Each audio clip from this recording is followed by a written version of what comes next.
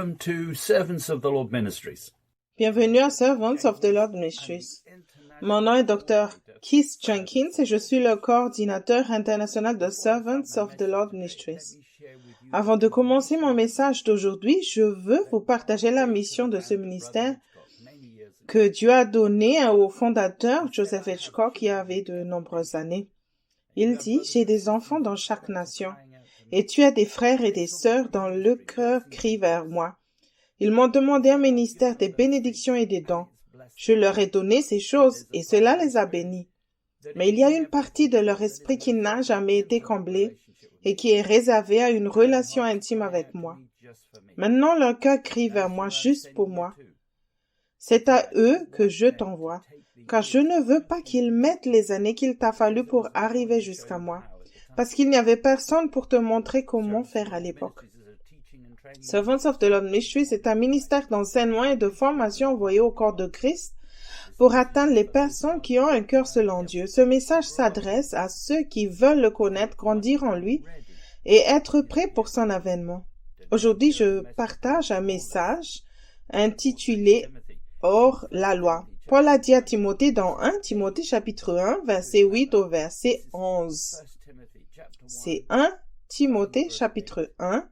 Je commence par le verset 8. Nous n'ignorons pas que la loi est bonne, pourvu qu'on en fasse un usage légitime. Verset 9. Sachant bien que la loi n'est pas faite pour le juste, mais pour les méchants et les rebelles, les impies et les pécheurs, les irréligieux, et les profanes, les parricides, les meurtriers. Verset 10. Les impudiques, les infâmes, les voleurs d'hommes, les menteurs, les parjures, et tout ce qui est contraire à la saine doctrine. Verset 11. Conformément à l'évangile de la gloire du Dieu bienheureux, évangile qui m'a été confié. Le mot hors la loi ou rebelle ici dans Strong est le numéro 459 qui vient d'un autre mot qui veut dire sans loi, c'est-à-dire négativement non soumis à la loi, entre guillemets juive, par implication un païen ou positivement méchant, sans loi, sans droit, transgresseur, illégal, méchant. En appliquant la loi de la bonne manière, le juif avait un avantage sur les païens. La loi a été conçue par Dieu pour révéler la méchanceté présente dans le cœur par le biais de la conviction, afin que ceux qui retombent dans l'erreur puissent se repentir plus rapidement avant de récolter les conséquences du péché. Le fait de ne pas observer les pratiques quotidiennes de la loi était le premier signe d'un refroidissement de l'amour pour Dieu et sa parole. Nous lisons dans Proverbe 3, verset 5 au verset 7. C'est dans le livre des Proverbes, chapitre 3, nous commençons par le verset 5. « Confie-toi en l'Éternel de tout ton cœur, et ne t'appuie pas sur ta sagesse. » Verset 6. « Reconnais-le dans toutes tes voies, et il aplanira tes sentiers. » Verset 7. « Ne sois point sage à tes propres yeux, crains l'Éternel, et détourne-toi du mal. » Beaucoup d'églises d'aujourd'hui ne voient pas l'intérêt de rendre régulièrement des comptes à des anciens qui ont une plus grande sagesse divine et qui vivent sur le chemin étroit. L'Église sans loi d'aujourd'hui accepte ceux qui sont sages à leurs propres yeux selon des critères intellectuels. Les chrétiens charnels considèrent que le fait de reconnaître Dieu dans toutes ses voies est légaliste ou restrictif. Si c'est ta réponse lorsque tu demandes à Dieu ce que tu dois porter ou ce que tu dois manger et le moment où tu dois le faire, cela montre que tu es toujours sans loi et que tu écoutes plutôt la version du diable de la liberté. C'est un privilège de demander à Dieu et de bénéficier de sa sagesse dans tous les domaines. Paul a écrit dans Éphésiens 2, chapitre 2, verset 11 jusqu'au verset 22. C'est Éphésiens, le livre des Éphésiens, chapitre 2.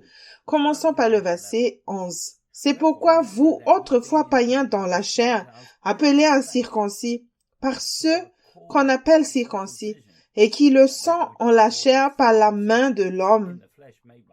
Verset 12. Souvenez-vous que vous étiez en ce temps-là sans Christ, privés du droit du cité en Israël, étrangers aux alliances de la promesse, sans espérance et sans Dieu dans le monde. Verset 13. Mais maintenant, Jésus-Christ, vous qui étiez jadis éloignés, vous avez été rapprochés par le sang de Christ. Verset 14. Car il est notre paix, lui qui des deux n'en a fait qu'un et qui a renversé le mur de séparation, l'inimitié. Verset 15. Ayant anéanti par sa chair la loi des ordonnances, dans ses prescriptions afin de créer en lui-même avec les deux un seul homme nouveau en établissant la paix. Verset 16. Et de les réconcilier l'un et l'autre en un seul corps avec Dieu par la croix, en détruisant par elle l'inimitié. Verset 17. Il est venu annoncer la paix à vous qui étiez loin, et la paix à ceux qui étaient près. Car par lui nous avons les uns les autres acceptés auprès du Père dans un même esprit. Verset 19. Ainsi donc vous n'êtes plus des étrangers ni des gens du dehors, mais vous êtes concitoyens des saints, gens de la maison de Dieu. Verset 20. Vous avez été édifiés sur le fondement des apôtres et des prophètes, Jésus-Christ lui-même étant la pierre angulaire. Verset 21. En lui, tout l'édifice bien coordonné s'élève pour être un temple dans le Seigneur. Verset 22. En lui, vous êtes aussi édifiés pour être une habitation de Dieu en esprit. Lorsque tu as confessé ton péché et que tu t'es humilié, le Saint-Esprit, l'Esprit de vérité, est entré en toi et t'a rendu proche. Juifs et païens sont tous deux sans foi ni loi et agissent selon la chair. Les Juifs étaient un peu plus proches de Dieu que les païens par la loi et le ministère de la réconciliation. Cependant, ceux qui suivent Jésus, en se transformant et en se soumettant à la parole correctement révélée par le Saint-Esprit, parviennent à la vérité. Dans les domaines où ils se sont repentis à la racine, ils ne pêchent plus. Ceux qui se sont soumis les uns aux autres ont construit sur Jésus-Christ et les apôtres entendent et suivent la voie de Jésus sous la pression. Les apôtres sont morts pour avoir suivi la doctrine du Christ et n'ont pas fait de compromis sur le péché. Tu es devenu une habitation, une demeure que Dieu peut contrôler et utiliser dans ce monde obscur. Paul a écrit dans 2 Corinthiens chapitre 5 verset 17 au verset 21. C'est 2 Corinthiens chapitre 5. Je lis le verset 17. Si quelqu'un est en Christ, il est une nouvelle créature. Les choses anciennes sont passées, voici toutes choses sont devenues nouvelles. Verset 18. Et tout cela vient de Dieu, qui nous a réconciliés avec lui par Christ et qui nous a donné le ministère de la réconciliation. Verset 19.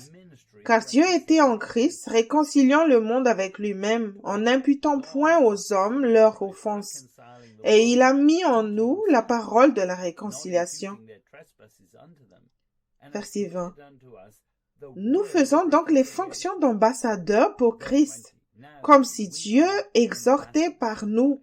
Nous vous en supplions au nom de Christ, soyez réconciliés avec Dieu. Verset 21.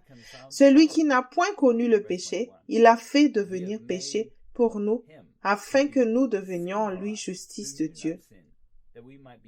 Ce n'est qu'en lui que tu es juste.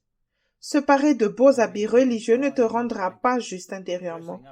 C'est par la grâce, au moyen de la foi, que tu as eu accès au cœur et à l'esprit de Dieu pour chaque situation. Si tu crois en la justice par la foi, tu demanderas tout à Dieu et tu cesseras de t'appuyer sur ta propre compréhension.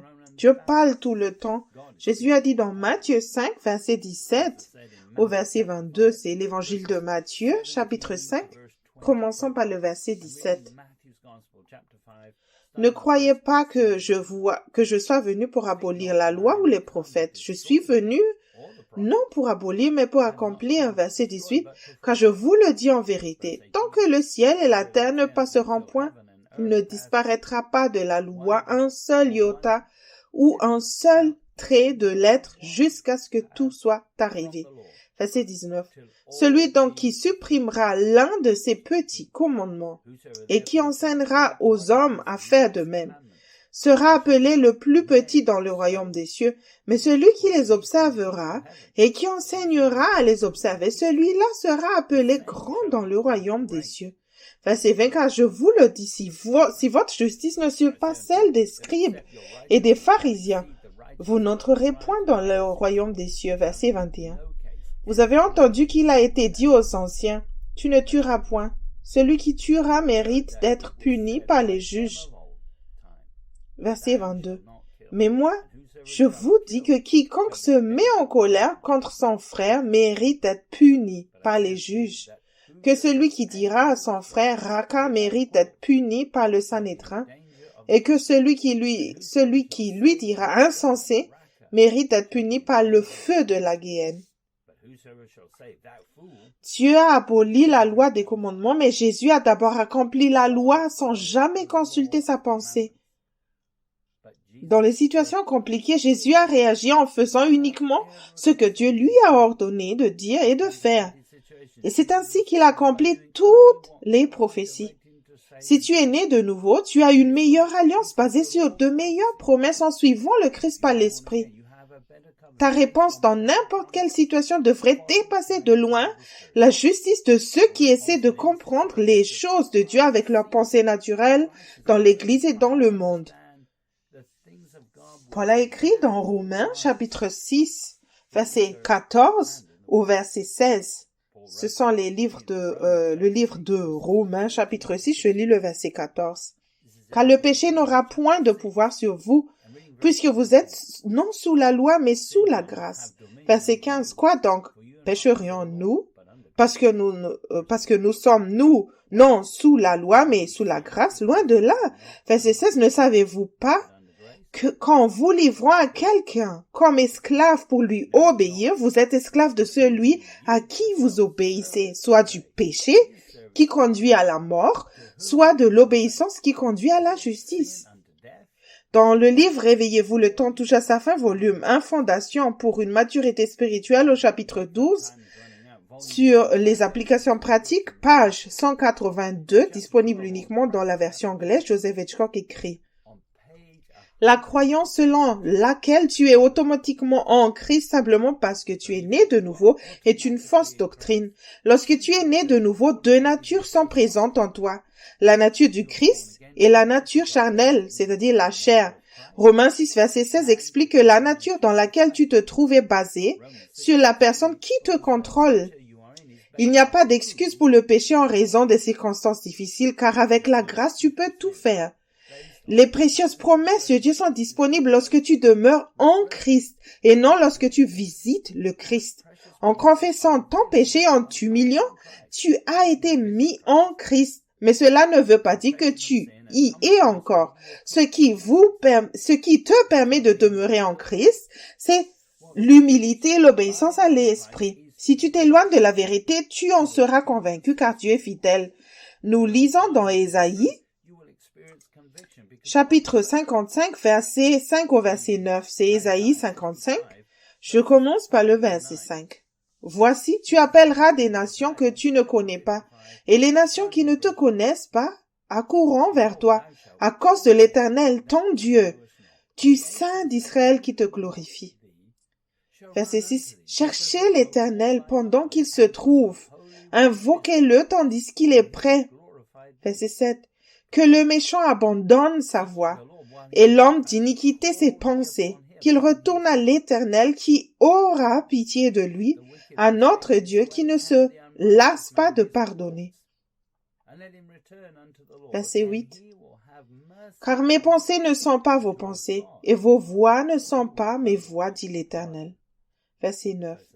Autant les cieux sont élevés au-dessus de la terre, autant mes voix sont élevées au-dessus de vos voix, et mes pensées au-dessus de vos pensées.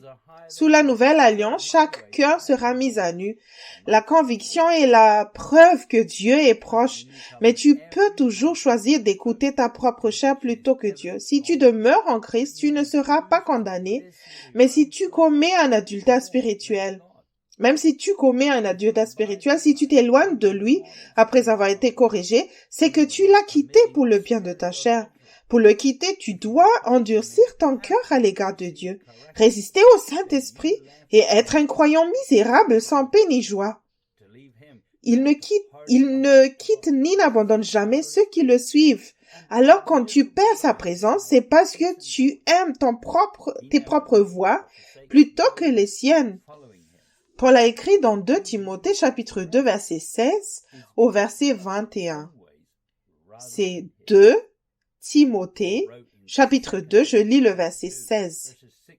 Évite les discours vains et profanes, car ceux qui les tiennent avanceront toujours plus dans l'impiété, et leur parole rangera comme la gangrène. Verset 17. De ce nombre sont Hyménée et Philette. Verset 18.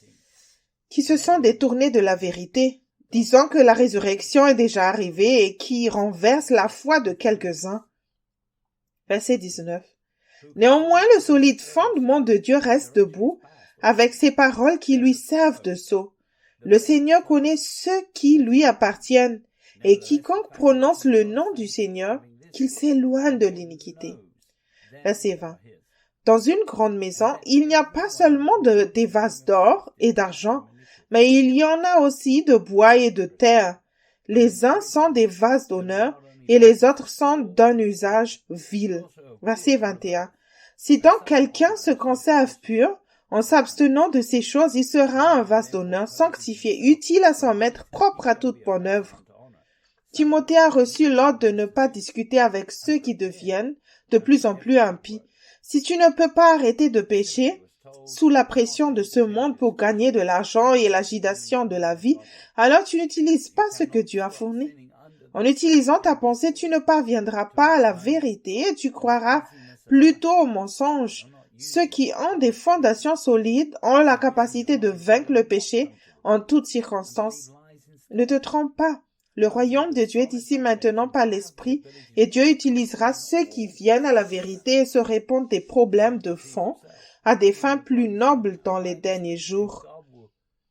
Nous lisons dans Jérémie chapitre 17, verset 7 au verset 10. C'est Jérémie, chapitre 17, je lis le verset 7. Béni soit l'homme qui se confie dans l'Éternel, et dans l'Éternel est l'espérance. Verset 8. Il est comme un arbre planté près des eaux, et qui étend ses racines vers le courant. Il n'aperçoit point la chaleur quand elle vient, et son feuillage reste vert. Dans l'année de la sécheresse, il n'a point de crainte et il ne cesse de porter du fruit. Verset 9. Le cœur est tortueux par-dessus tout, et il est méchant. Qui peut le connaître? Verset 10. Mais moi, l'Éternel, j'éprouve le cœur, je sonde les reins pour rendre à chacun selon ses voies, selon le fruit de ses œuvres. Dans la Living Bible, Jérémie 17, verset 9 à 10 dit « Le cœur est la chose la plus trompeuse qui soit et désespérément méchante. » Personne ne peut vraiment savoir à quel point il est mauvais. Seul le Seigneur le sait. Il sonde tous les cœurs et examine les motifs les plus profonds afin de pouvoir donner à chacun sa juste récompense en fonction de ses actes, de la façon dont il a vécu. Si tu as une relation étroite avec Dieu, il n'est pas difficile de remarquer quand Dieu te résiste. Il y a une abondance de fruits quand c'est lui qui commande. C'est Dieu qui essaie de tenir les rênes de ton cœur, non le diable. Pour être constamment juste, tu dois obéir à l'esprit à partir du cœur et non de ta pensée. C'est le plan de Dieu pour toute l'humanité. Paul écrit dans Hébreux 10, verset 14 au verset 17. C'est Hébreux chapitre 10, je lis le verset 14. Car par une seule offrande, il a amené à la perfection pour toujours ceux qui sont sanctifiés. Verset 15, c'est ce que le Saint-Esprit nous atteste aussi, car après avoir dit, verset 16, voici l'alliance que je ferai avec eux. Après ces jours-là, dit le Seigneur, je mettrai mes lois dans leur cœur et je les écrirai dans leur esprit. Il ajoute dans verset 17, et je ne me souviendrai plus de leurs péchés ni de leur iniquité. Jésus est le chemin, la vérité et la vie. Tout le monde peut suivre son exemple parce qu'il n'avait aucun avantage sur nous. Laisse Dieu exposer les domaines dans lesquels tu es encore sans foi ni loi, te trompant toi-même pour le bien de ta propre chair. Tu as besoin que ces lois spécifiques soient écrites sur ton cœur pour t'empêcher d'être infidèle. Sinon, tu seras comme des chefs religieux que Jésus appelait les aveugles conduisant les aveugles. Les aveugles résistent au Saint-Esprit, récoltent les conséquences du péché en premier et se réveillent s'il n'est pas trop tard. Il y a une manière facile et une manière difficile de faire les choses. Ces lois et ces instructions pour la vie quotidienne dans nos cœurs et nos esprits sont la voie de la facilité. C'est inclus le moment où il faut faire certaines activités. Il est le Seigneur de tout. Il t'aime et avec ses commandements écrits dans ton cœur et ta tête, il ne se souviendra plus de tes péchés. Si tu es sans foi ni loi, tu ne peux pas revendiquer cette promesse. Paul a écrit dans Romains 8, versets 7 et 8. C'est Romains chapitre 8, je lis le verset 7. Car l'affection de la chair est inimitié contre Dieu parce qu'elle ne se soumet pas à la foi de Dieu, à la loi de Dieu, et qu'elle ne le peut même pas. Or, ceux qui vivent selon la chair ne sauraient plaire à Dieu. Dans la Living Bible, dans Romains 8, 7, 8 dit, parce que la vieille nature pécheresse qui est en nous s'oppose à Dieu. Elle n'a jamais obéi aux lois de Dieu et ne fera jamais. C'est pourquoi ceux qui sont encore sous le contrôle de leur vieille nature pécheresse, qui s'acharnent à suivre leurs anciens mauvais désirs, ne peuvent jamais plaire à Dieu. La chair est sans loi. Alors ne l'écoute pas. La chair ne se soumet pas aux lois de Dieu ni à ses voies. Si tu veux plaire à Dieu, tu dois croire qu'il n'y a rien de bon dans la chair et qu'elle est sans loi dans tous les domaines. Elle ne peut pas être changée ou convertie. Nous lisons dans Ésaïe, chapitre 6, verset 1 au verset 7. C'est le livre d'Ésaïe, chapitre 6, je lis le verset 1. L'année de la mort du roi Osias, je vis le Seigneur assis sur un trône très élevé, et les pans de Sarah remplissent le temple. Verset 2. Des séraphins se tenaient au-dessus de lui. Ils avaient chacun 6 ailes, 2 dont ils se couvraient la face, 2 dont ils se couvraient les pieds, et 2 dont ils se servaient pour voler. Verset 3. Ils criaient l'un à l'autre, et disaient, Saint, Saint, Saint est l'Éternel des armées, toute la terre est pleine de sa gloire. Verset 4. Les portes furent ébranlées dans leur fondement par la voix qui retentissait et la maison se remplit de fumée.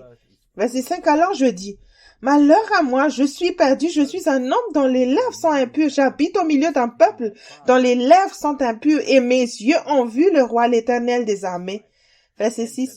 Mais l'un des séraphins vola vers moi, tenant à la main une pierre ardente qu'il avait prise sur l'autel avec des pincettes. Verset 7.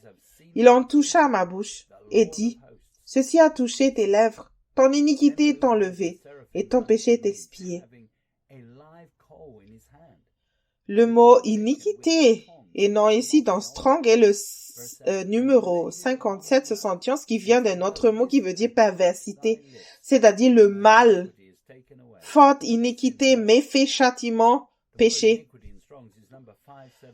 Osias était un grand roi de Juda. Il a commencé à régner en tant que roi à l'âge de 16 ans et il a régné pendant 52 ans. Selon la Bible, Osias fait ce qui était juste aux yeux du Seigneur. Il s'est mis à chercher Dieu. Tant qu'il a cherché le Seigneur, Dieu l'a fait prospérer. Ésaïe s'est réveillé et s'est rendu compte qu'il avait des lèvres impures en communion avec ceux qui ne maîtrisaient pas leur langue quand Osias est mort et que les circonstances ont changé. Ce monde est en train de passer. Et si tu cherches une solution dans la politique et que tu écoutes aujourd'hui les théories de conspiration, tes lèvres sont également impures. Ceux qui se conforment à ce monde d'aujourd'hui parlent souvent de façon négative des autorités et des rois de leur génération. Ceux qui restent constamment juste pendant une période d'épreuve ont leur espoir en Dieu. La sagesse divine dit que si tu changes de ton style de vie et que tu apprends les leçons que tu dois apprendre, alors tu ne fais plus partie du problème parce que tu es la personne que Dieu a voulu. En toute sainteté, Jacques a écrit dans Jacques chapitre 1, verset 19 au verset 21. C'est le livre de Jacques chapitre 1. Je commence par le verset 19. Sachez-le, mes frères bien-aimés, ainsi que tout homme soit prompt à écouter, lent à parler, lent à se mettre en colère. Verset 20. Car la colère de l'homme n'accomplit pas la justice de Dieu. Verset 21. C'est pourquoi, rejetant toute souillure et tout excès de malice, recevez avec douceur la parole qui a été plantée en vous et qui peut sauver vos âmes. Dieu a donné la loi aux Juifs pour les aider à se repentir et à prévenir la croissance rampante de la méchanceté dans leur propre vie. Ils ne considéraient pas la conviction comme une bénédiction. Maintenant, par l'Esprit, tu peux te repentir et aider les autres qui vivent dans les ténèbres. Ton âme sera sauvée par la parole de vérité et la conviction, et non par la mémorisation de la parole écrite. Tu t'éloigneras de la vérité si sa parole n'est pas implantée en toi. Tu ne peux pas être sauvé sur la base d'une prière correctement formulée, car il s'agirait d'un salut par les œuvres. Au moment du salut, Dieu a entendu un cri venant de ton cœur. Tu es né de nouveau par ta foi en Dieu pour qu'il te sauve de tes péchés. De la même manière que le Christ a fait confiance au Père pour le ressusciter en obéissant à ses instructions, tu as compris que le christianisme n'est pas une religion comme les autres. La foi doit être en Dieu jusqu'à la fin de ta vie, car tu passeras l'éternité avec lui. Aujourd'hui, le christianisme est devenu une religion qui permet aux justes inconséquents de faire ce qu'ils veulent quand ils le veulent et de rester sans loi. Si c'est le cas, ton trésor est ici, sur cette terre. Paul a écrit dans Romains, chapitre 8, verset 5 au verset 6. C'est Romains, chapitre 8, je lis le verset 5.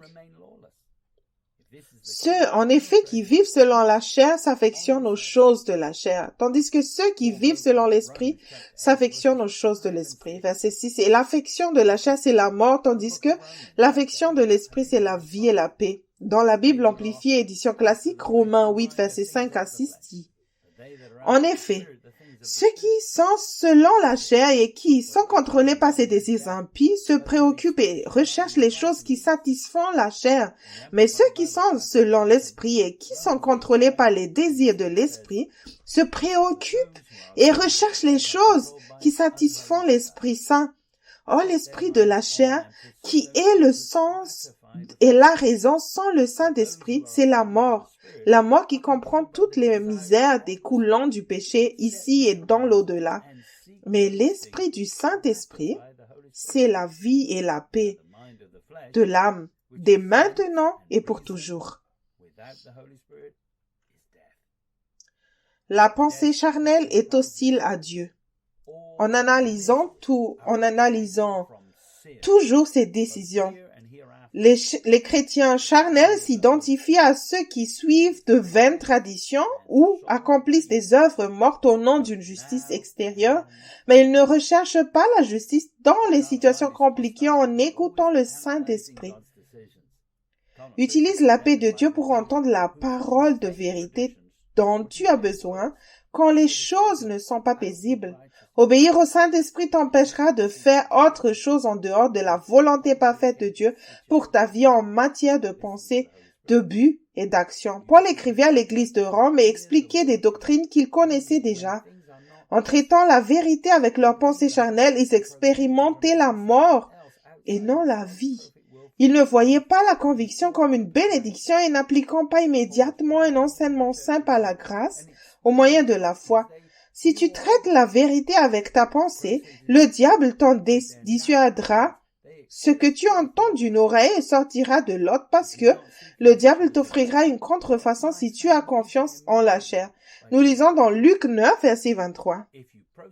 C'est l'évangile de Luc, chapitre 9, je lis le verset 23.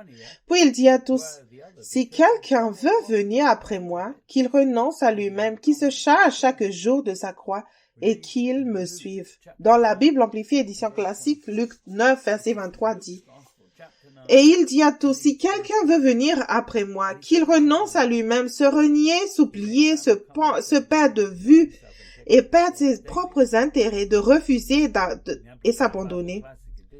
Qu'il prenne sa croix chaque jour et qu'il me suive, s'attacher fermement à moi, se conformer entièrement à mon exemple dans la vie et s'il te faut dans la mort aussi. Jésus n'a pas enfermé le diable ni supprimé les autorités romaines païennes pour faciliter les choses lorsqu'il est venu la première fois. Tu dois renoncer à toi-même et te charger de ta croix chaque jour.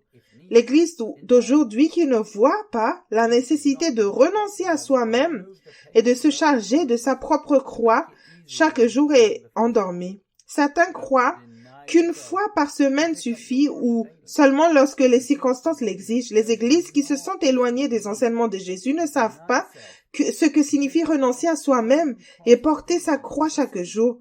En une seule génération, l'Église est devenue plus ignorante. N'adapte jamais la parole de Dieu à ton style de vie. Adapte toujours ton style de vie à la parole de Dieu. Au moment du salut, la parole que tu as reçue a été une bouée de sauvetage parce que tu as vu la réalité de l'enfer et que tu récoltais les conséquences du péché. Tu as accepté avec joie sa parole et ses conditions de salut en faisant de Jésus ton Seigneur. Qu'est-ce qui a changé? Pierre a écrit dans 2 Pierre, chapitre 2, verset 20 au verset 22. C'est 2 Pierre, chapitre 2, je lis le verset 20. En effet, si après s'être retiré des souillures du monde, par la connaissance du Seigneur et Sauveur Jésus-Christ, ils s'y engagent de nouveau et sont vaincus, leur dernière condition est pire que la première, verset 21.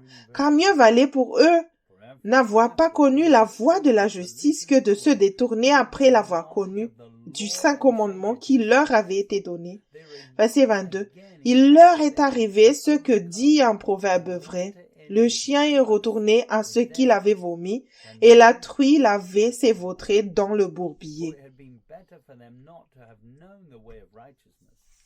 Ceux qui se vautrent dans la fange se réservent le droit de prendre la décision avec leurs propres pensées. Ils ont foi en Dieu pour un gain terrestre et ont créé un faux Dieu qui répond aux besoins et aux désirs de leur chair. Si tu viens au Dieu vivant, tu dois croire qu'il est Dieu et qu'il est amour. J'ai souvent entendu Joseph dire que j'ai déjà décidé que ma réponse était oui, Seigneur, dans mon cœur avant même d'entendre ce que Dieu me commande de faire. Quand j'ai entendu Joseph dire d'abord oui à Dieu avant que Dieu ne parle, j'ai eu l'impression que non, ce n'est pas juste. J'étais charnel et je lui ai dit que c'était une façon dangereuse de vivre. J'ai partagé mes sentiments avec Joseph en me basant sur la peur et j'ai dû me repentir. C'est moi qui vivais dangereusement. J'avais de l'incrédulité dans mon cœur. Maintenant, la décision dans mon cœur est oui, avant même que je n'entende sa voix. Je suis maintenant comme un petit enfant. Je compte sur le Saint-Esprit pour me conduire dans toute la vérité. Paul a écrit dans 1 Corinthiens 15, verset 34. C'est 1 Corinthiens chapitre 15, verset 34. Revenez à vous-même, comme il est convenable, et ne péchez point, car quelques-uns ne connaissent pas Dieu. Je le dis à votre honte. La connaissance Dieu est conçue pour apporter un certain confort aux pécheurs et aux rétrogrades et le réveiller à la droiture. Tu peux aussi avoir la paix et des moments de qualité avec Dieu grâce au don de la vie éternelle et au pardon des péchés. Tu as le privilège d'avoir accès à l'Esprit et au cœur de Dieu grâce au don du Saint-Esprit, par la grâce au moyen de la foi. Si tu utilises encore ta pensée pour prendre des décisions, ne te trompe pas, car tu n'as aucun désir de faire la volonté parfaite de Dieu. Paul a écrit dans Romains 12, verset 1 au verset 2. C'est Romains chapitre 12, je lis le verset 1. Je vous exhorte donc, frères, par les compassions de Dieu, à offrir vos corps comme un sacrifice vivant, saint, agréable à Dieu, ce qui sera de votre part un culte raisonnable. Verset 2. Ne vous conformez pas au siècle présent, mais soyez transformés par le renouvellement de l'intelligence, afin que vous discerniez quelle est la volonté de Dieu, ce qui est bon, agréable et parfait. Si tu es né de nouveau, tu peux expérimenter la vie que Dieu a prévue en restant humble. Jésus revient pour ceux qui le suivent, pas pour ceux qui utilisent la sagesse naturelle pour résoudre les problèmes du monde dans l'intérêt de leur propre chair. Si tu rends la chair plus confortable, alors tu n'es pas un sacrifice vivant pour Dieu. Au contraire, tu es toujours sans foi ni loi. Paul écrit dans Éphésiens 2, verset 1 au verset 10. C'est le livre d'Éphésiens, chapitre 2. Je lis le verset 1. Vous êtes morts par vos offenses et par vos péchés. Verset 2. Dans lesquels vous marchiez autrefois selon le train de ce monde, selon le prince de la puissance de l'air et de l'esprit qui agit maintenant dans les fils de la rébellion. Verset 3. Nous tous aussi, nous étions de leur nombre, et nous vivions autrefois selon les convoitises de notre chair, accomplissant les volontés de la chair et de nos pensées, et nous étions par nature des enfants de colère comme les autres. Verset 4. Mais Dieu qui est riche en miséricorde à cause du grand amour dont il nous a aimés. Verset 5. Nous qui étions morts par nos offenses, nous a rendus à la vie avec Christ. C'est par grâce que vous êtes sauvés.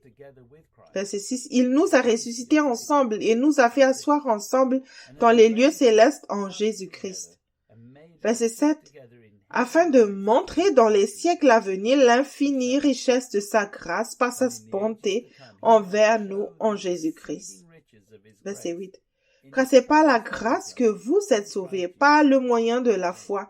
Et cela ne vient pas de vous, c'est le don de Dieu. Verset 9. Ce n'est point par les œuvres, afin que personne ne se glorifie. Verset 10. Car nous sommes son ouvrage ayant été créés en Jésus-Christ pour de bonnes œuvres que Dieu a préparées d'avance afin que nous les pratiquions. Le mot ouvrage dans Strong est le numéro 4161 qui vient d'un autre mot qui veut dire un produit, c'est-à-dire un tissu au sens propre ou figuré, chose qui est faite, travail. Si tu es né de nouveau, tu es censé être quelqu'un de complètement différent, n'utilisant plus ta pensée pour prendre des décisions, faisant des œuvres mortes qu'il n'a jamais dirigées par le Saint-Esprit. Tu as été mis en Christ pour faire les œuvres que Dieu t'a ordonné de faire. Lorsque tu fais ces œuvres, son esprit vient sur toi et il fait l'œuvre à travers toi. L'onction est une confirmation de son œuvre. Tu dois donc t'attendre à de nombreux changements au cours de route. Paul a écrit dans 2 Corinthiens 7, verset 10. C'est 2 Corinthiens, chapitre 7, verset 10. En effet, la tristesse selon Dieu produit une repentance à salut dont on ne se repent jamais, tandis que la tristesse du monde produit la mort. La conviction est une bénédiction que tu connaîtras si tu es né de nouveau et une alarme pour ceux qui se sentent éloignés d'un enseignement sain. Si les mauvais fruits se manifestent encore, c'est que tu ne t'es pas repenti assez profondément ou que tu ne t'es pas attaqué à la racine du problème. Tu t'es peut-être repenti des mauvaises œuvres, mais pas des œuvres mortes. La tristesse mondaine pour des œuvres mortes, bonnes ou mauvaises, conduit aussi à la mort.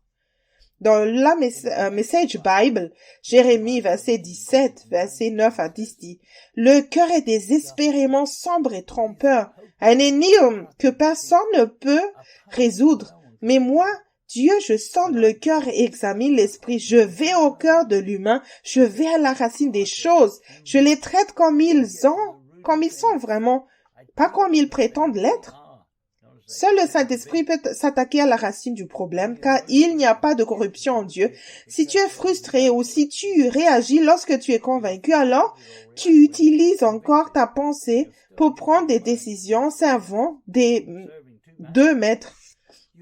Tu es incrédule et tu veux revenir à ton ancien mode de vie comme les enfants d'Israël qui voulaient retourner en Égypte.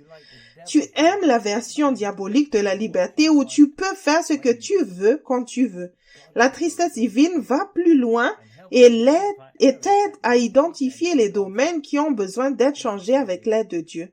Jésus a dit dans Jean 14, verset 15, Jean, chapitre 14, verset 15, « Si vous m'aimez, gardez mes commandements. » Pour plus d'informations sur la façon de développer une relation d'amour avec Dieu à travers les commandements de Jésus, lis le livre Comment grandit l'amour de Joseph Hitchcock. Garder ces commandements fait partie de ta relation d'amour avec Dieu.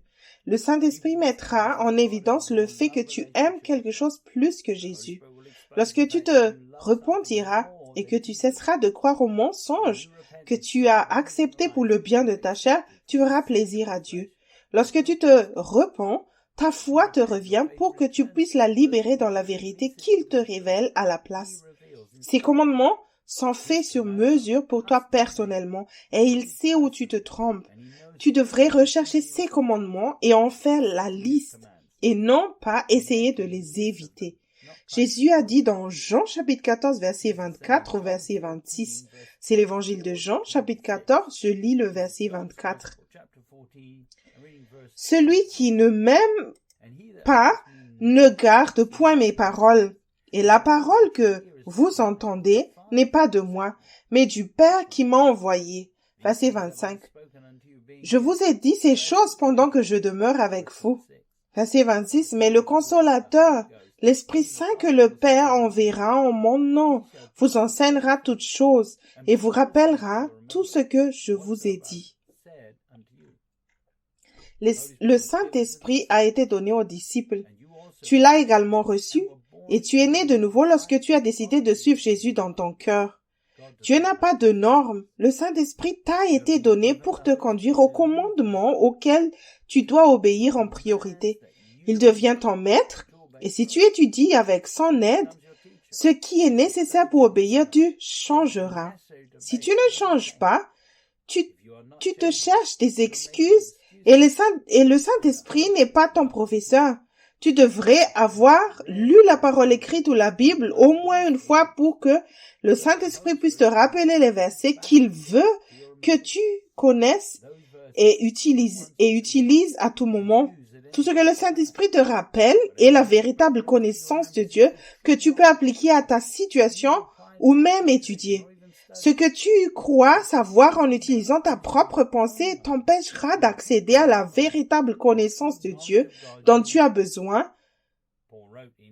Paul a écrit dans Colossiens chapitre 3 verset 10 au verset 17. C'est le livre de Colossiens chapitre 3. Je lis le verset 10. Et ayant revêtu l'homme nouveau, qui se renouvelle dans la connaissance selon l'image de celui qui l'a créé. Verset 11. Il n'y a ici ni grec, ni juif, ni circoncis, ni incirconcis, ni barbare, ni scythe, ni esclave, ni libre, mais Christ est tout et en tous. Verset 12. Ainsi donc, comme les élus de Dieu saints et bien-aimés, revêtez-vous d'entrailles de miséricorde, de bonté, d'humilité, de douceur, de patience. Verset 13. Supportez-vous les uns les autres, et si l'un a sujet de se plaindre de l'autre, pardonnez-vous réciproquement. De même que Christ vous a pardonné, pardonnez-vous aussi. Verset 14. Mais par-dessus toutes ces choses, revêtez-vous de la charité, qui est le lien de la perfection. Verset 15. Et que la paix de Christ, à laquelle vous avez été appelés pour former un seul corps, règne dans vos cœurs, et soyez reconnaissants. Verset 16. Que la parole de Christ habite parmi vous abondamment. Instruisez-vous, exhortez-vous les uns les autres en toute sagesse par des psaumes, par des hymnes, par des cantiques spirituels, chantant à Dieu dans vos cœurs sous l'inspiration de la grâce. Verset 17. Et quoi que vous fassiez en parole ou en œuvre, faites tout au nom du Seigneur Jésus, en rendant par lui des actions de grâce à Dieu, le Père. Le nouvel homme est humble, il pardonne aux autres, car sans la grâce et la vérité, tout le monde péchera. Tu perdras la paix de Dieu si tu juges les autres. Si tu blâmes les autres pour tes propres échecs, tu ne t'es pas repenti des œuvres mortes, car avec la grâce, tu peux tout faire. Jésus nous a montré le chemin sans jamais pécher, en faisant confiance à son Père pour prendre les bonnes décisions et même en donnant sa vie pour ses ennemis sur la croix. La parole de Dieu habitera richement en toi après que tu auras revêtu l'homme nouveau. Jean a écrit dans 1 Jean 2, verset 1 au verset 6. C'est 1 Jean, chapitre 2, je lis le verset 1.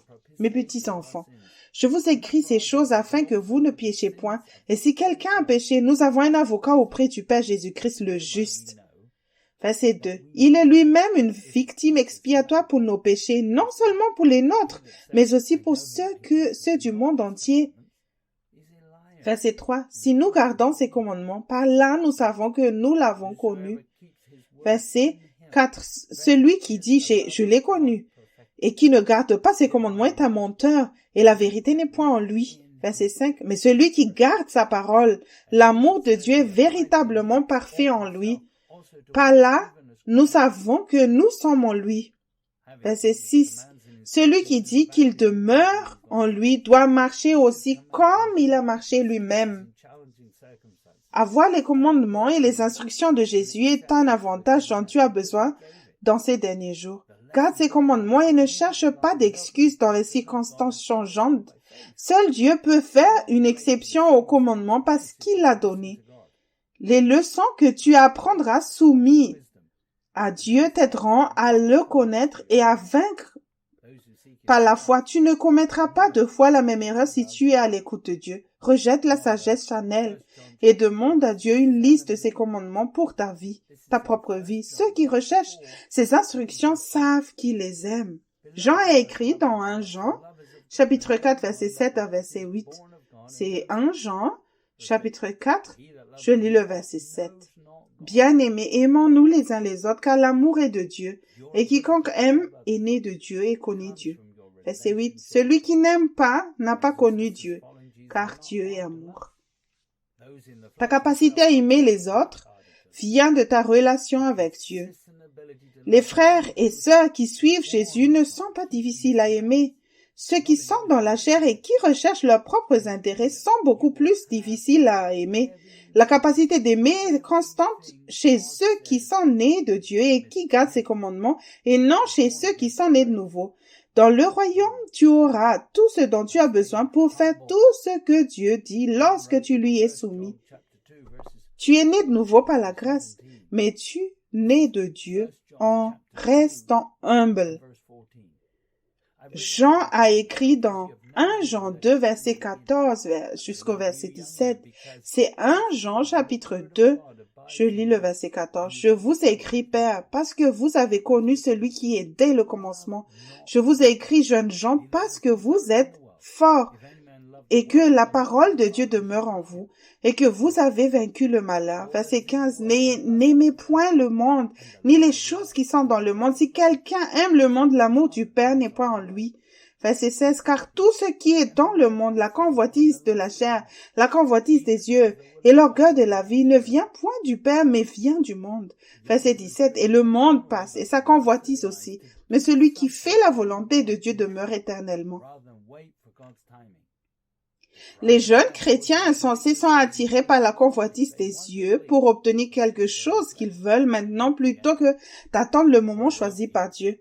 L'orgueil de la vie les pousse à prendre des décisions basées sur des mensonges qu'ils veulent croire pour le bien de leur chair et des gains terrestres. Paul a écrit dans Galates 5, verset 24 au verset 25. C'est le livre de Galates, chapitre 5. Je lis le verset 24. Ceux qui sont à Jésus-Christ ont crucifié la chair avec ses passions et ses désirs. Verset 25. Si nous vivons par l'esprit, marchons aussi selon l'esprit. Tu entres dans l'esprit en confessant des péchés et en t'humiliant. Pour marcher dans l'esprit, tu dois rester humble et ne faire que ce que Dieu ordonne et permet. Ne laisse pas les autres changer tes priorités et te faire aller plus vite pour obtenir quelque chose que ce monde dit que tu dois avoir en se basant sur la sagesse des hommes. Paul a écrit dans 1 Timothée 6, verset 6 au verset 12. C'est 1 Timothée chapitre 6, je commence par le verset 6. C'est en effet une grande source de gain que la piété avec le contentement. Verset 7. Car nous n'avons rien apporté dans le monde et il est évident que nous n'en pouvons rien emporter. Verset 8, si donc nous avons la nourriture et le vêtement, cela nous suffira. Verset 9, mais ceux qui veulent s'enrichir tombent dans la tentation, dans le piège, et dans beaucoup de désirs insensés et pernicieux qui plongent les hommes dans la ruine et la perdition. Verset 10, car l'amour de l'argent est une racine de tous les maux, et quelques-uns, en étant possédés, se sont égarés loin de la loi, et se sont jetés eux-mêmes dans bien de tourments.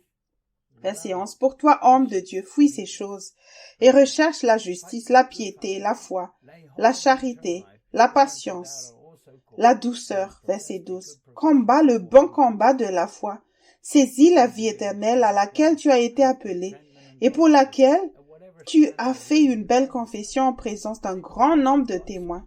Ceux qui vivent dans le royaume de Dieu ont le contentement et la piété, quel que soit leur niveau de vie. Ils progressent à la vitesse de Dieu et ne se sont pas guidés par de mauvaises priorités pour avoir une vie plus confortable pour la chair en se basant sur la sagesse qui est dans ce monde. Jacques a écrit dans Jacques 1, verset 5 au verset 12. C'est Jacques chapitre 1. Je lis le verset 5. Si quelqu'un d'entre vous manque de sagesse, qu'il la demande à Dieu, qui donne à tous simplement et sans reproche, et elle lui sera donnée. Verset 6. Mais qu'il la demande avec foi sans douter, car celui qui doute est semblable au flot de la mer, agité par le vent et poussé de côté et d'autre. Verset 7. Qu'un tel homme ne s'imagine pas qu'il recevra quelque chose du Seigneur. Verset 8. C'est un homme irrésolu, inconstant dans toutes ses voies. Verset 9. Que le frère de condition humble se glorifie de son élévation. Verset 10. Que le riche au contraire se glorifie de son humiliation, car il passera comme la fleur de l'herbe. Verset 11. Le soleil s'est levé avec sa chaleur ardente. Il a desséché l'herbe. Sa fleur est tombée, la beauté de son aspect a disparu. Ainsi le riche se flétrira dans ses entreprises.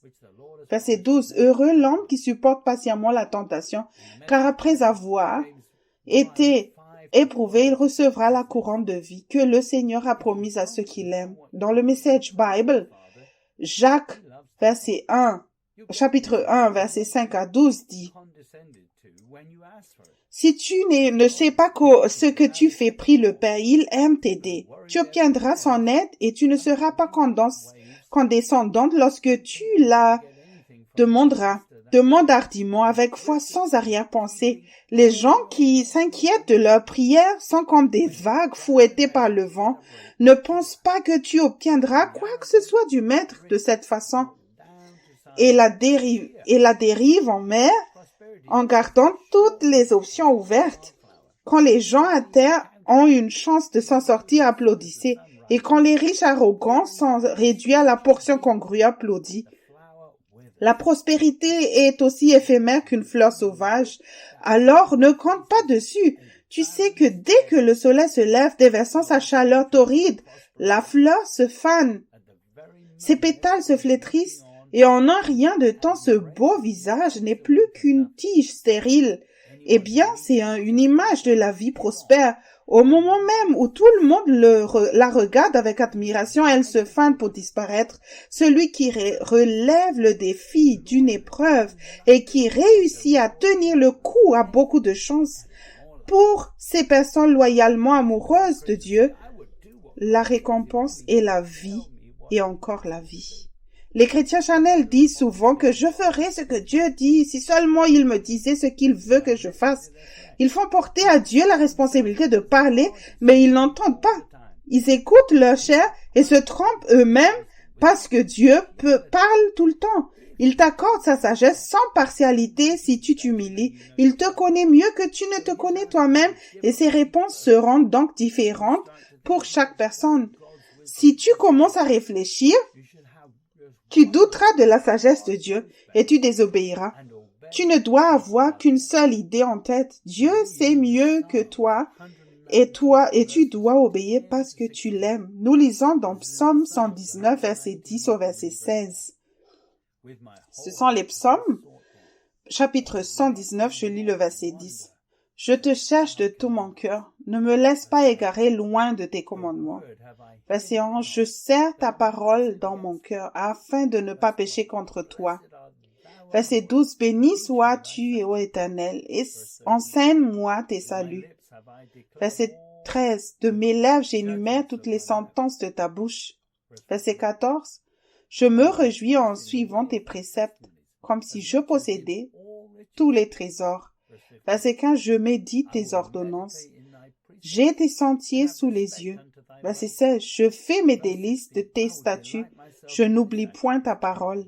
Le psalmiste savait que le respect de ces justes commandements apporte la vie et la sécurité dans toutes les situations. Ce que tu crois dans ton cœur et ce que tu fais même lorsque tu es trompé. Le psalmiste cachait la parole de Dieu, de vérité dans son cœur, afin d'être convaincu plutôt que de pécher contre Dieu. La loi qui se trouve sur une étagère n'est pas suffisante. Le psalmiste n'utilisait pas la connaissance de la loi simplement pour dire toutes les bonnes choses et cacher ses véritables motivations. Jésus a dit dans Matthieu chapitre 12, verset 31 au verset 37, c'est l'évangile de Matthieu, chapitre 12, je lis le verset 31. C'est pourquoi je vous dis, tout péché et tout blasphème seront pardonnés aux hommes, mais le blasphème contre l'Esprit ne sera point pardonné. Verset 32, quiconque parlera contre le Fils de l'homme, il lui sera pardonné, mais quiconque parlera contre le Saint-Esprit, il ne lui sera pardonné ni dans ce siècle, ni dans le siècle à venir. Verset 33, ou dites que l'arbre est bon, et que son fruit est bon, ou dites que l'arbre est mauvais, et que son fruit est mauvais, car on connaît l'arbre par le fruit. Verset 34, race de vipères, comment pourriez-vous dire de bonnes choses, méchants comme vous l'êtes? Car c'est de l'abondance du cœur que la bouche parle. Verset 35, l'homme de bon tire de bonnes choses de son bon trésor, et l'homme méchant tire de mauvaises choses de son mauvais trésor. Verset 36, je vous le dis, au jour du jugement, les hommes rendront compte de toute parole vaine qu'ils auront proférée. Verset 37, car par tes paroles tu seras justifié, et par tes paroles tu seras condamné. Jésus a dit aux chefs religieux de rendre le fruit bon ou mauvais.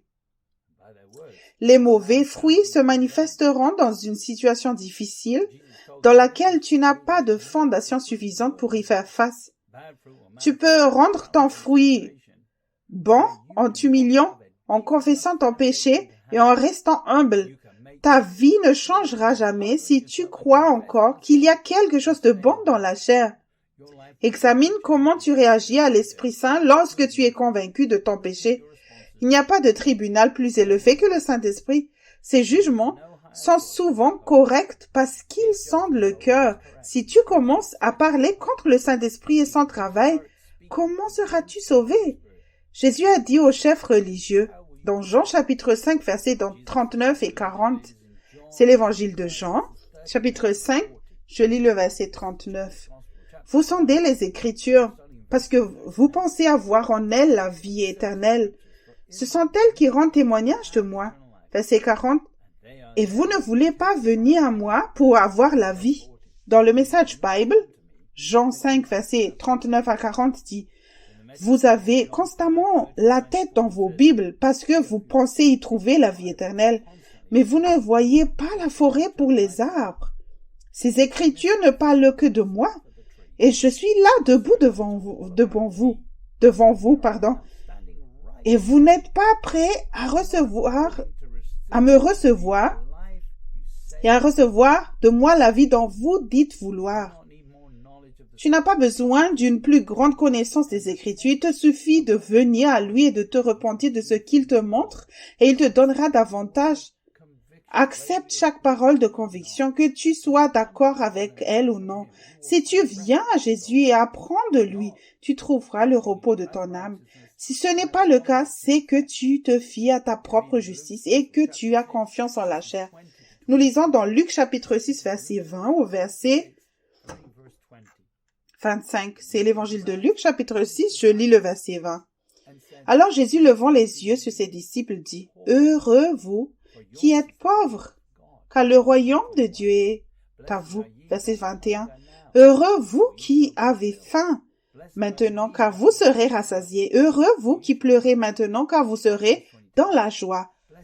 Verset 22. Heureux serez-vous lorsque les hommes vous haïront, lorsqu'on vous chassera, vous outragera, et qu'on rejettera votre nom comme infâme à cause du Fils de l'homme. Verset 23. Réjouissez-vous en ce jour-là et tressaillez d'allégresse parce que votre récompense sera grande dans le ciel.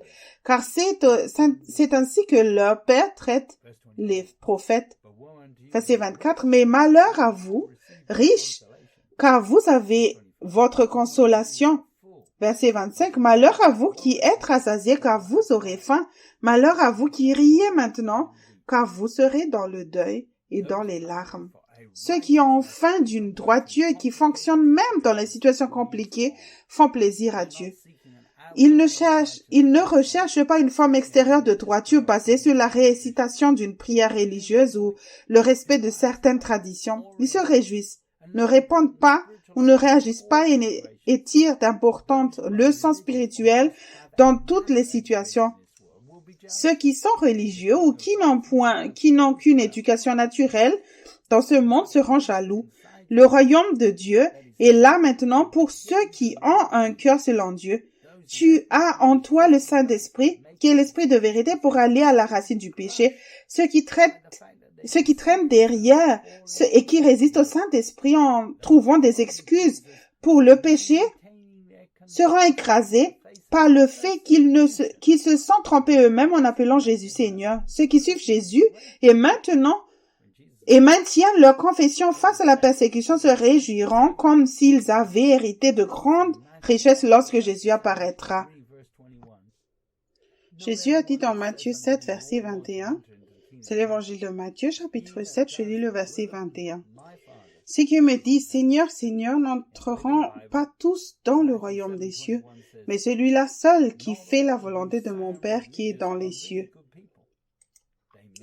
Dans la Living Bible, Matthieu 7, verset 21 dit « Tous ceux qui ont l'air religieux ne sont pas vraiment des personnes pieuses. Ils peuvent m'appeler Seigneur, mais ils n'iront pas au paradis pour autant, car la question décisive est de savoir s'ils obéissent à mon Père qui est aux cieux. Il ne suffit pas de naître de nouveau pour entrer dans le royaume des cieux. La norme de la loi est élevée, parce qu'elle a été conçue pour révéler le péché. Mais les normes de Dieu sont bien plus élevées que la loi.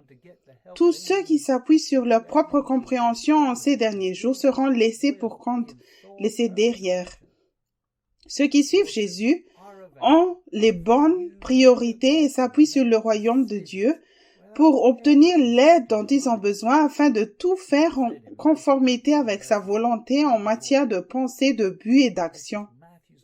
Les ressources sont disponibles pour que tu puisses entendre Dieu et prendre des décisions sans jamais consulter ta pensée.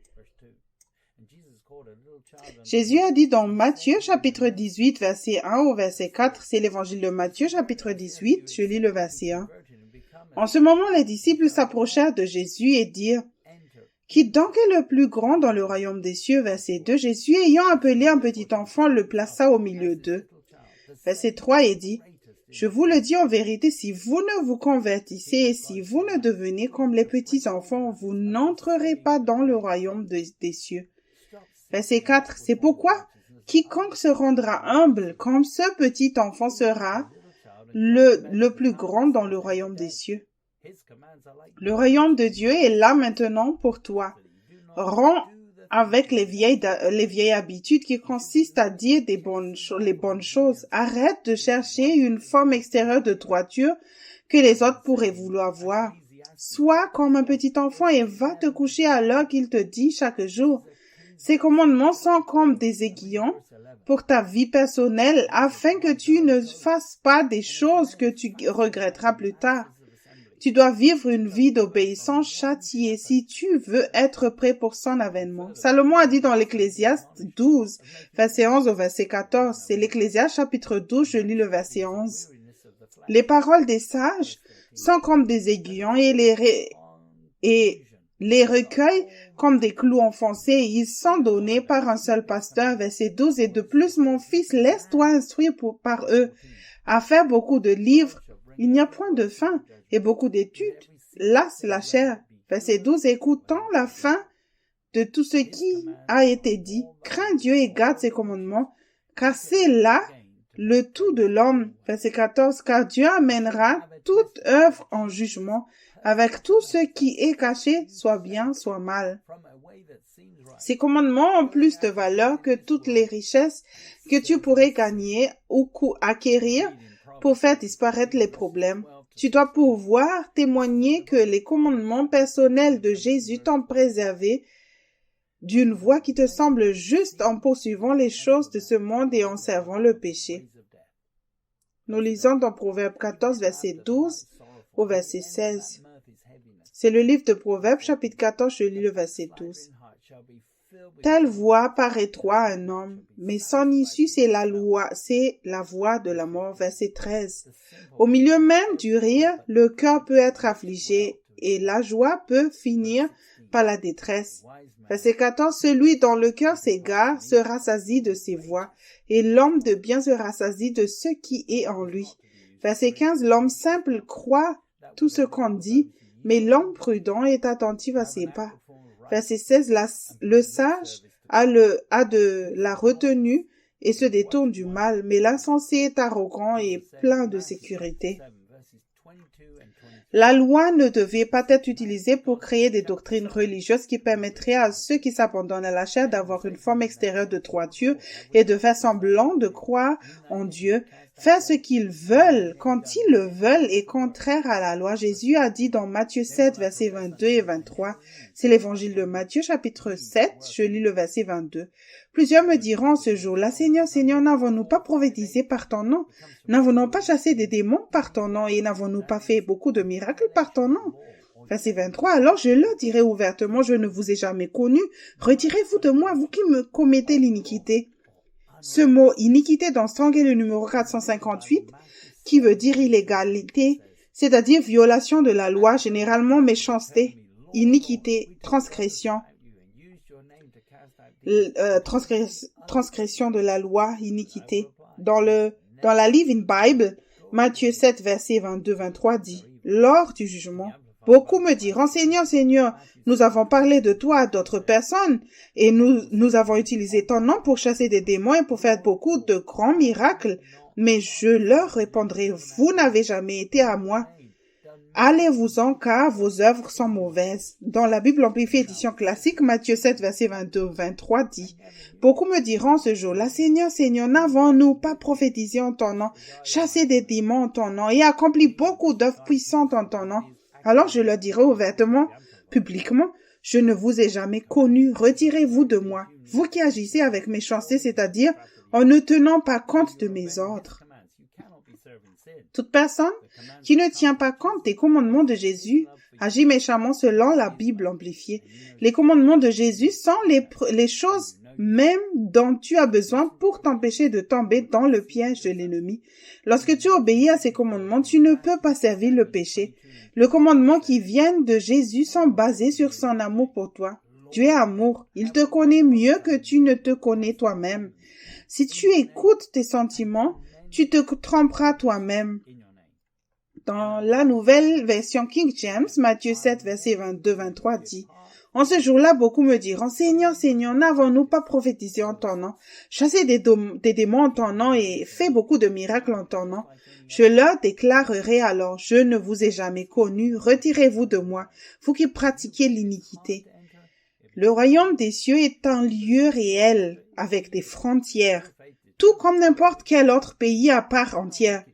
Entre dans ce royaume maintenant, avant que le temps ne soit écoulé. Si tu crois qu'il est difficile d'y entrer, il sera difficile pour toi. Si tu crois qu'il est facile d'y entrer, ce sera facile. C'est ta foi qui détermine ce que tu vivras. Ne te complique pas la tâche. Tu ne crois au mensonge de Dieu que parce que tu veux une excuse pour faire ce que tu veux quand tu le veux, pour le bien de ta chair. Jean a dit dans 3 Jean, chapitre 1, verset 1 au verset 8. C'est 3 Jean, chapitre 1, commençons par le verset 1. L'ancien Agaius, le bien-aimé que j'aime dans la vérité, verset 2. Bien-aimé, je souhaite que tu prospères à tous égards et sois en bonne santé comme prospère l'état de ton âme. Verset 3. J'ai été fort réjoui lorsque des enfants sont arrivés et ont rendu témoignage de la vérité qui est en toi, de la manière dont tu marches dans la vérité. Verset 4. Je n'ai pas de plus grande joie que d'apprendre que mes enfants marchent dans la vérité. Verset 5. Bien-aimé, tu agis fidèlement dans ce que tu fais pour les frères et même pour tes frères étrangers. Verset 6. Lesquels ont rendu témoignage de ta charité en présence de l'Église. Tu verras bien de pouvoir à leur voyage d'une manière digne de Dieu. Verset 7. Car c'est pour le nom de Jésus-Christ qu'ils sont partis sans rien recevoir des païens. Verset 8. Nous devons donc accueillir de tels hommes afin d'être ouvriers avec eux pour la vérité. La Bible, y compris la loi, est un document unique qui comprend toutes les paroles de Jésus. Si tu aimes Jésus, tu aimeras la vérité. La parole de vérité est quelque chose que tu trouveras caché dans les pages de l'écrit. Elle est là pour ceux qui recherchent la volonté parfaite de Dieu pour leur vie en termes de pensée, de but et d'action. Pierre a dit dans 1 Pierre 5, verset 8 au verset 11. C'est 1 Pierre, chapitre 5, je lis le verset 8. Soyez sobres, veillez. Votre adversaire, le diable, rôde comme un lion, rugissant, cherchant qui il dévorera. Verset 9. Résistez-lui avec une foi ferme, sachant que les mêmes souffrances sont imposées à vos frères dans le monde. Verset 10. Le Dieu de toute grâce qui vous a appelé en Jésus-Christ à sa gloire éternelle, après que vous aurez souffert un peu de temps, vous perfectionnera lui-même, vous affermira, vous fortifiera, vous rendra inébranlable. Verset 11. À lui soit la puissance au siècle des siècles. Amen. Dieu peut te rendre parfait, t'établir, te fortifier et te consolider, mais tu dois résister fermement au diable qui t'offre une sagesse terrestre et une solution à court terme qui fait appel à ta chair. Tu ne peux pas servir Dieu et maman. Toute domination et toute puissance appartiennent désormais à Jésus après qu'il a vaincu la croix. Dieu obtiendra la gloire si tu utilises sa grâce pour écouter et obéir en faisant confiance à Dieu de tout ton cœur. Le diable utilise la peur et un chemin qui semble juste pour tendre un piège à ceux qui utilisent leurs pensées pour prendre des décisions. Le royaume de Dieu est ici maintenant et c'est une bouée de sauvetage si tu as un cœur à la recherche de Dieu. Le royaume de Dieu, c'est comme vivre dans l'œil d'un ouragan. Tu dois passer par des afflictions pour être prêt pour son apparition.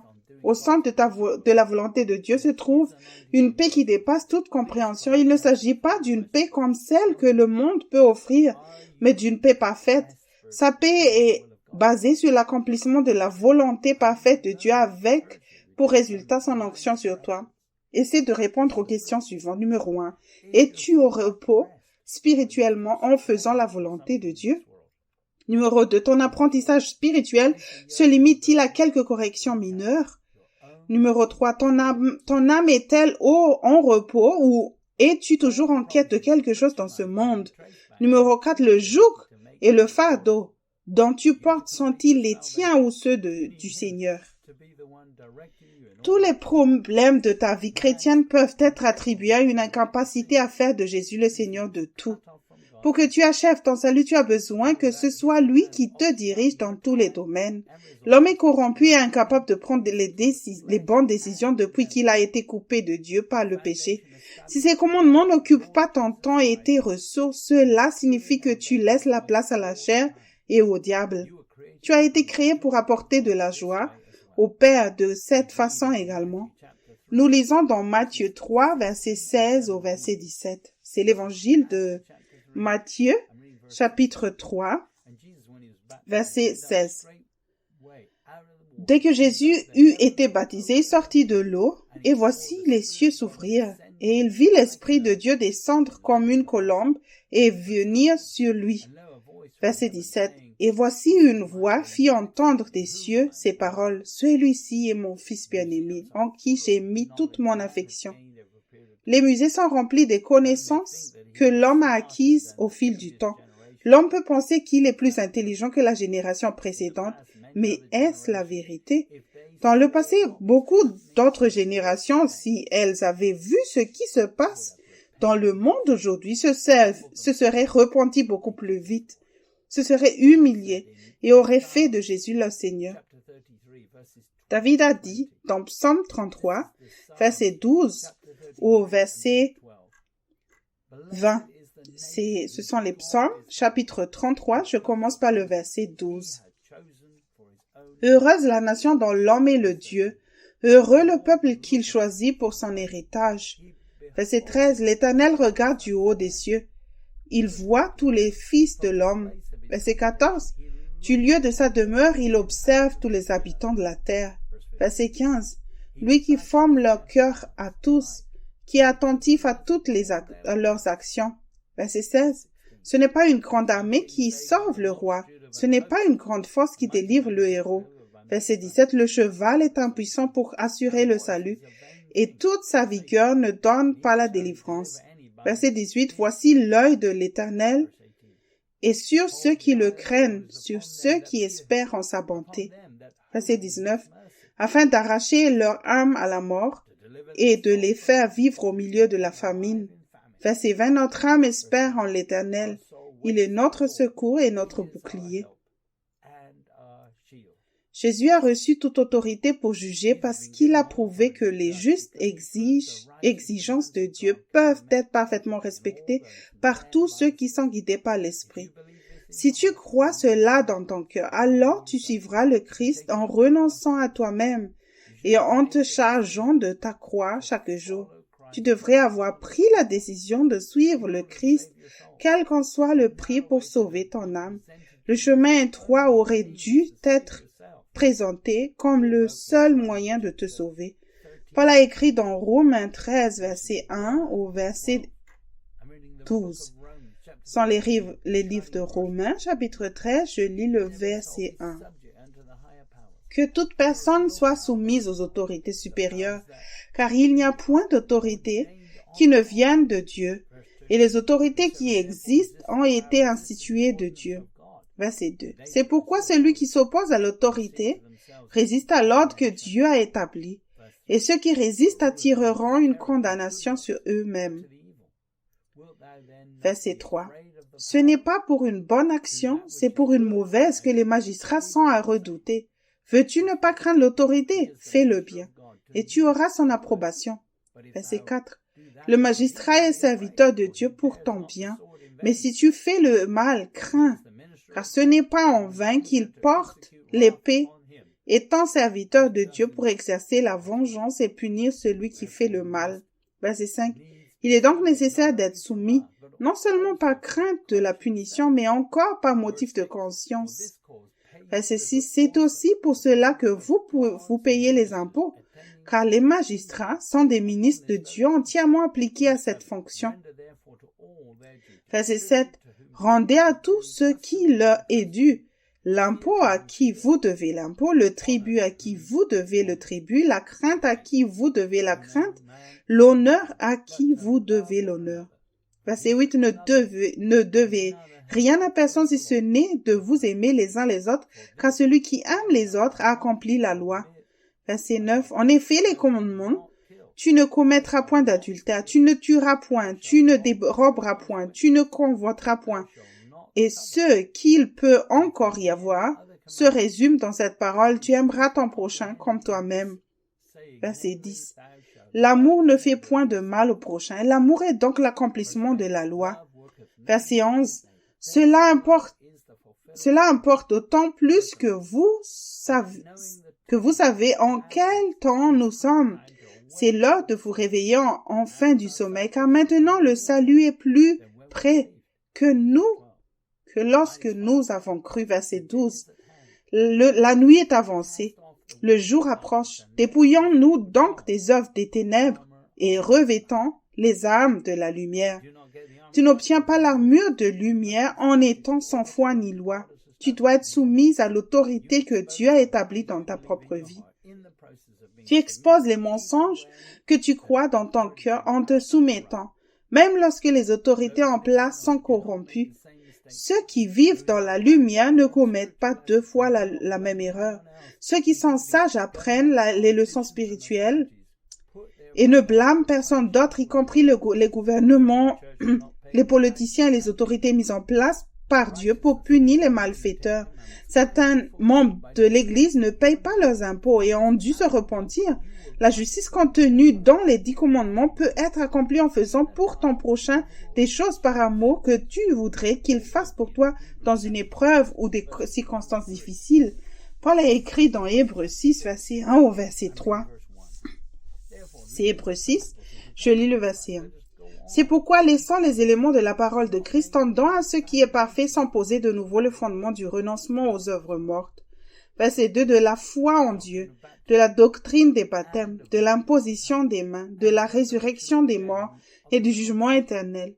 Verset 3, c'est ce que nous ferons si Dieu le permet. Si tu t'es repenti des œuvres mortes, tu devrais faire les œuvres que Dieu t'a ordonné de faire avec grâce et vérité. Indépendamment de ce que les autres font ou ne font pas, tu ne deviendras jamais parfait en disant toujours du mal des autres. Si tu juges les autres, tu seras jugé. Tu ne devrais pas utiliser la sagesse naturelle alors que tu as accès à la sagesse de Dieu. Ceux qui écoutent les conspirations en ces derniers jours utilisent leurs pensées. En utilisant ta pensée pour parvenir à la vérité, tu dois résister au Saint-Esprit et devenir sans foi ni loi. Paul a également écrit Hébreux 6, verset 11 au verset 20. C'est Hébreux chapitre 6. Je commence par le verset 11. Nous désirons que chacun de vous montre le même zèle pour conserver jusqu'à la fin une pleine espérance. Verset 12. En sorte que vous ne vous relâchiez point et que vous imitiez ceux qui, par la foi et la persévérance, héritent des promesses. Verset 13. Lorsque Dieu fit la promesse à Abraham, ne pouvant jurer par un plus grand que lui, il jura par lui-même. Verset 14 et dit, certainement je te bénirai, je multiplierai ta postérité. Verset 15. Et c'est ainsi qu'Abraham, ayant persévéré, obtint l'effet de la promesse. Verset 16. Or les hommes jurent par celui qui est plus grand qu'eux, et le serment est une garantie qui met fin à tous leurs différends. Verset 17. C'est pourquoi Dieu, voulant montrer avec plus d'évidence aux héritiers de la promesse l'immuabilité de sa résolution, intervint par un serment. Verset 18. Afin que par deux choses immuables, dans lesquelles il est impossible que Dieu monte, nous trouvions un puissant encouragement, nous, dont le seul refuge a été de saisir l'espérance qui nous était proposée. Verset 19. Cette espérance, nous la possédons comme une ancre de l'âme sûre et solide. Elle pénètre au-dedans du voile. Verset 20. Là où Jésus est entré, pour nous comme précurseurs, ayant été fait souverain sacrificateur pour toujours selon l'ordre de Melchizedek. Tu n'hériteras pas des promesses simplement parce que tu es né de nouveau. Tu hérites des promesses en suivant le Christ et en refusant de faire des compromis sur les normes justes que Dieu te révèle dans des situations compliquées par le Saint-Esprit. Il n'y a pas de commandement standard à suivre comme le Christ. Tu dois rechercher une justice en dehors de la loi, en t'attachant à lui et en gardant ses commandements par amour. Jésus est notre exemple parce qu'il a eu le fruit de conviction, de vaincre la mort, l'enfer, la tombe, et qu'il a été victorieux. Paul a écrit dans Hébreux 7, verset 1 à 3. C'est Hébreux 7. Je commence par le verset 7. En effet, ce Melchizedek, roi de Salem, sacrificateur du Dieu Très-Haut, qui alla au-devant d'Abraham, lorsqu'il revenait de la défaite des rois, qui le bénit, verset 2, et à qui Abraham donna la dîme de tout, qui est d'abord roi de justice d'après la signification de son nom, ensuite roi de Salem, c'est-à-dire roi de paix. Verset 3, qui est sans père, sans mère, sans généalogie, qui n'a ni commencement de jour, ni fin de vie, mais qui est rendu semblable au Fils de Dieu. Ce Melchizedek demeure sacrificateur à perpétuité. Personne ne peut vivre dans le royaume de Dieu s'il ne fait pas ce qu'il a dit. Abraham a témoigné que Melchizedek était un roi parce qu'il était juste et qu'il vivait en paix avec tous ses voisins. Il n'avait pas été destitué parce qu'il plaisait à Dieu par la foi et qu'il était heureux de lui donner 1/10 de tous ses gains provenant des batailles qu'il avait remportées avec toiture. Paul a écrit dans Romains, chapitre 14, verset 17 au verset 23. C'est Romains, le livre des Romains, chapitre 14, je lis le verset 17. Car le royaume de Dieu, ce n'est pas le manger et le boire, mais la justice, la paix et la joie par le Saint-Esprit. Verset 18, celui qui sert Christ de cette manière est agréable à Dieu et approuvé des hommes.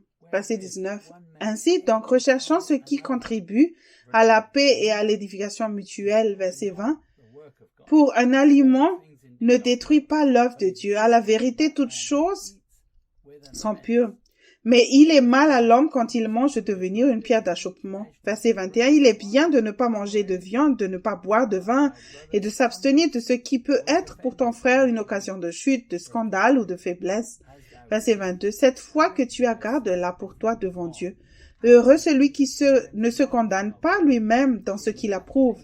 Verset 23, mais celui qui a des doutes au sujet de ce qu'il mange est condamné, parce qu'il n'agit pas par conviction. Tout ce qui n'est pas le produit d'une conviction est péché. Le royaume de Dieu est là maintenant et il n'est pas démontré par l'abondance de nourriture à table. Le royaume s'établit en toi en faisant de Jésus le Seigneur de ta vie. Tu auras la paix et la joie en toutes circonstances, que tu sois dans l'abondance ou dans l'abaissement. Le royaume de Dieu ne te donne pas l'autorité d'inventer des règles pour une activité après l'autre, te condamnant toi-même en faisant trébucher les autres. Au contraire, tout ce que tu fais est juste parce que tu entends d'abord sa voix et que tu fais ce qu'il dit par la foi. Tout le reste est péché parce que Jésus est Seigneur. Si tu veux entendre, apprendre à connaître et suivre Jésus, alors je te recommande ce livre « Mes brebis entendent ma voix » par Joseph Hitchcock. Si tu veux prendre un nouveau départ, le faire Seigneur et vivre dans la lumière, alors je peux te conseiller le livre « Réveillez-vous, le temps touche à sa fin » volume 1, Fondation pour une maturité spirituelle par Joseph Hitchcock. Si tu veux vraiment te soumettre à l'esprit par une régulière repentance, alors je peux te conseiller le livre « Réveillez-vous, le temps touche à sa fin » volume 2, Grandir spirituellement de Joseph Hitchcock. Tu dois t'assurer que tu t'engages sur le chemin étroit. Le chemin spacieux menant à la destruction à fière allure et est signalé par un panneau « Le paradis par ici ». De nombreuses personnes bien intentionnées fréquentant l'église sont sur ce chemin. Je crois que ce livre t'aidera. La prison dorée, édition révisée de Joseph Hitchcock. Aujourd'hui, j'ai partagé un message sur le sujet hors la loi. Jésus s'est soumis lui-même complètement au Père. Et tu peux faire le même. Jésus t'a devancé. Il s'est soumis au Père. Il a remis toute sa vie entre ses mains. Nous sommes ordonnés de faire pareillement, s'abandonnant nous-mêmes entre ses mains afin d'être un sacrifice vivant. La seule place sûre pour chacun d'entre nous. Cela n'est pas une vie hors la loi. C'est une vie soumise à l'autorité de notre Seigneur Jésus-Christ. Nous savons qu'il n'a jamais pris aucune mauvaise décision. Il n'était pas corrompu. On sait que Dieu a été trouvé en lui. Tu peux lui faire confiance de tout ton cœur. Cherche ses commandements. Cela pourrait être des instructions dont Dieu veut que tu fasses. Peu importe à quel niveau spirituel tu te trouves, il ne te demandera jamais quelque chose qui sera au-delà de ce que tu peux endurer. Laisse-moi prier pour toi maintenant. Père, je prie pour ceux qui écoutent ce message et qui se disent « Comment pourrais-je me soumettre à toi ?» Père, je prie que tu manifestes ton amour à ces gens en ce moment, qu'ils sachent que tu as les meilleurs projets leur concernant, et cela est de s'abandonner totalement à toi. C'est de chercher des instructions spécifiques pour leur vie et de se repentir. Peu importe ce que tu leur montres, Père, tu les nourris et les font accroître par ton Esprit Saint en travaillant dans leur cœur, dans le nom précieux de Jésus. Dieu te bénisse. Tu trouveras un résumé des écritures utilisées dans le message d'aujourd'hui sous la vidéo, soit par écrit, soit par le biais d'un lien vers un site web. Nos coordonnées suivront à la fin de ce message. Dieu te bénisse et merci d'avoir écouté.